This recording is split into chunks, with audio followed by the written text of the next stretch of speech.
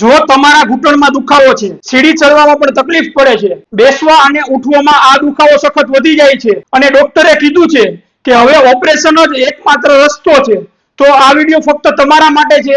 આ વિડીયોમાં હું તમને જણાવીશ કે ઘૂંટણનો દુખાવો શેના લીધે થાય છે અને હોમિયોપેથી થી કઈ રીતે આમાં કાયમી રાહત મળે છે। તો હું છું ડોક્ટર અભય સિયાણી, સન હોમિયોપેથી રાજકોટથી, અને આ ચેનલ પર ગુજરાત અને ભારતના દરેક ઘરમાં હોમિયોપેથીની બેસ્ટ ટ્રીટમેન્ટ કઈ રીતે મળી રહે એના પર અમે કામ કરી રહ્યા છીએ। તો આ વિડીયોને છેલ્લે સુધી જુઓ, કારણ કે છેલ્લો પોઈન્ટ સૌથી ઇમ્પોર્ટન્ટ છે, જે ઘૂંટણના ઓપરેશનનો નિર્ણય કરતા પહેલા દરેક વ્યક્તિએ જાણવો જોઈએ। તો હવે સમજીએ તો ઘૂંટણ એ આપણા શરીરનો એક સૌથી કોમ્પ્લેક્સ અને સૌથી વધારે વેટ બેર કરતો જોઈન્ટ છે, એટલે કે શરીરનો સૌથી વધારે વજન ઘૂંટણ પર જ આવે છે। અને આ જોઈન્ટ એટલે કે આ સાંધો છે, જેની અંદર એક ક્યુઝન એટલે કે ગાદી હોય છે, જેને આપણે કાર્ટિલેજ કહીએ છીએ। આ કાર્ટિલેજ ઘૂંટણના બે હાડકા વચ્ચેની જે ગાદી હોય એના તરીકે કામ કરતું હોય છે। જ્યારે વ્યક્તિ ચાલતો હોય, દોડતો હોય, સીડી ચડતો હોય એ સમયે હાડકા એકબીજા સાથે ઘસાય નહીં એનું એ રક્ષણ કરે છે અને બધી પ્રકારના ઝટકા હોય એ શોષી લે છે અને ઘૂંટણ પરનો જે ભાર આવતો હોય એ ઘટાડે છે।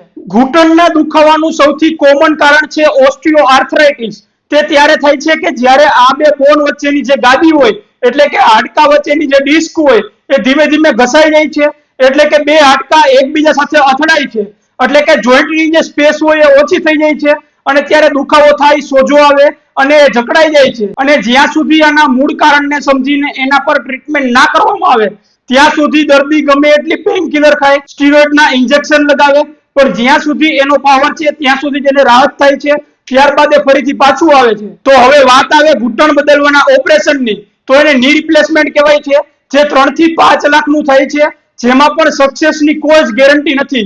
રિકવરી આમાં 6 મહિનાની હોય છે અને ઓપરેશન પછી પણ 100 માંથી 30 લોકોને દુખાવો રહેતો હોય છે।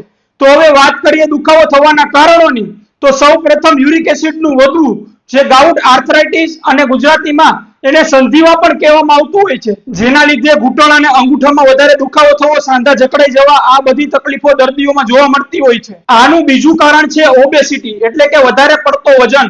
શરીરનો ઓવરઓલ વજન વધવાને લીધે ગોઠણ પર વધારે વજન આવે છે અને જેના લીધે આ દુખાવો વધતો હોય છે। તો આનું ત્રીજું કારણ છે હોર્મોનલ ઇમ્બેલેન્સ। ખાસ કરીને સ્ત્રીઓમાં મેનોપોઝ પછી એટલે કે 50 વર્ષની આજુબાજુ પીરિયડ્સ બંધ થયા બાદ ઇસ્ટ્રોજન નામનું જે હોર્મોન હોય છે ઘટે છે, જેના લીધે કાર્ટિલેજ ઝડપથી ઘસાય છે।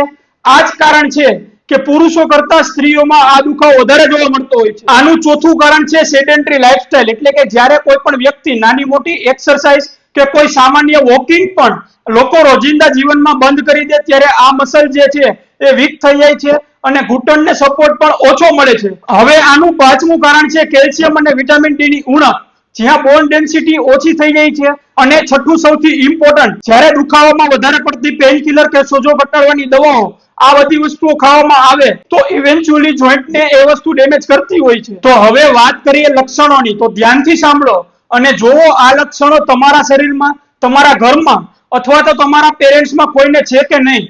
તો સૌ પ્રથમ લક્ષણ છે સવારે ઉઠ્યા પછી ઘૂંટણમાં સ્ટીફનેસ એટલે કે સાંધા જકડાઈ જવા। ખાસ કરીને પહેલી જે 15 થી 30 મિનિટ હોય એમાં જો દર્દી ચાલે તો એને સારું ફીલ થાય। આ એક મોર્નિંગ સ્ટીફનેસની સાઇન છે, જે ઓસ્ટિયોઆર્થરાઇટિસની ક્લાસિક સાઇન હોય છે। બીજું છે સીડી ચડઉતર કરતી વખતે અથવા તો સ્ક્વોટ પોઝિશનમાં એટલે કે ઉભળક બેસવા ઉઠવામાં ઘૂંટણમાં શાર્પ પેઇન થવો, આ બે હાડકા વચ્ચેની ગાદી ઘસાવવાની ડાયરેક્ટ સાઇન છે।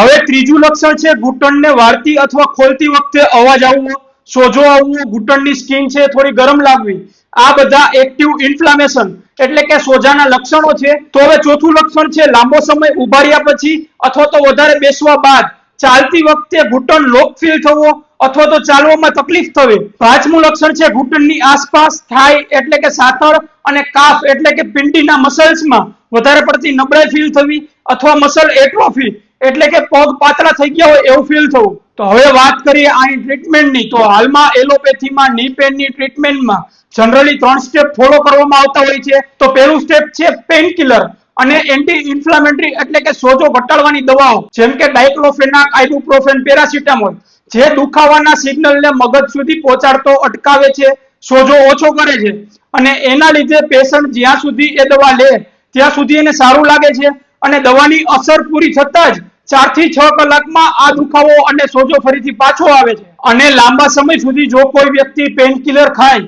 તો પેટમાં ચાંદા થવા એટલે કે અલ્સર થવા, બ્લડ પ્રેશરની તકલીફ થવી તેમજ કિડની અને લીવરને એ નુકસાન કરે છે. બીજું સ્ટેપ છે આમાં કોર્ટિકોસ્ટેરોઇડના ઇન્જેક્શન. ઘૂંટણની અંદર સ્ટેરોઇડના ઇન્જેક્શન જે લોકો આપતા હોય છે, જે 2 થી 3 મહિના સુધી ટેમ્પરરી રિલીફ આપે છે અને ત્યારબાદ ફરીથી એ દુખાવા પાછા આવતા હોય છે. અને રિસર્ચ પ્રૂવ કરે છે કે રિપીટેડ સ્ટેરોઇડના ઇન્જેક્શન કાર્ટિલેજને વધારે ઝડપથી ડેમેજ કરે છે. તો દુખાવો ઇન્જેક્શનના પાવરથી ઓછો ફીલ થાય છે પણ કાર્ટિલેજ વધારે પડતું ઘસાય છે. ત્રીજું સ્ટેપ આમાં છે ટોટલ ની રિપ્લેસમેન્ટ સર્જરી, જેમાં દર્દીને 3 થી 5 લાખનો સામાન્ય રીતે ખર્ચો થતો હોય છે. 6 મહિના રિકવરી આવતા થતા હોય છે. તેમજ જનરલ એનેસ્થેસિયાના રિસ્ક હોય છે, તેમજ ઇન્ફેક્શન થવાના રિસ્ક હોય છે. અને જે ઇમ્પ્લાન્ટ વાપર્યો છે એ ઓવર ટાઈમ લૂઝ પણ થઈ શકે છે. અને ખાસ કરીને જે ઓરિજિનલ સાંધા હોય આપણા શરીરમાં એના જેવું ફરીથી ક્યારેય ના થઈ શકે. પણ હવે એવું નથી કે સાંધા બદલાવા ખોટી વસ્તુ છે.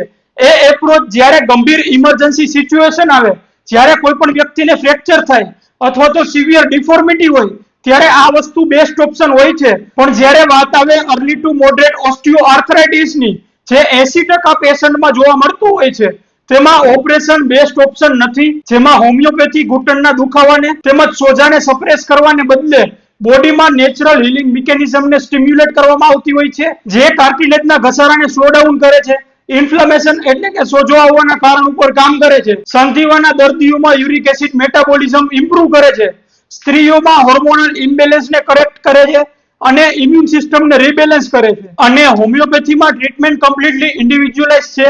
બે પેશન્ટને જો સરખો ની પેન હોય છતાં હોમિયોપેથીમાં દર્દીના શરીરમાં થયેલા ફેરફારો, રોગના મૂળ કારણને સમજીને જ દવા આપવામાં આવતી હોય છે.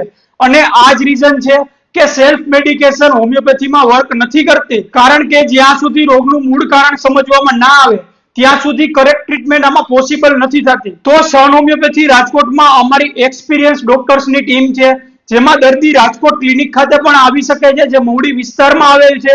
અને ગુજરાત, ભારત અને વિશ્વભરમાં પેશન્ટને એ ઓનલાઈન કન્સલ્ટેશન બાદ એમના ઘર સુધી દવા કુરિયર કરી આપવામાં આવતી હોય છે.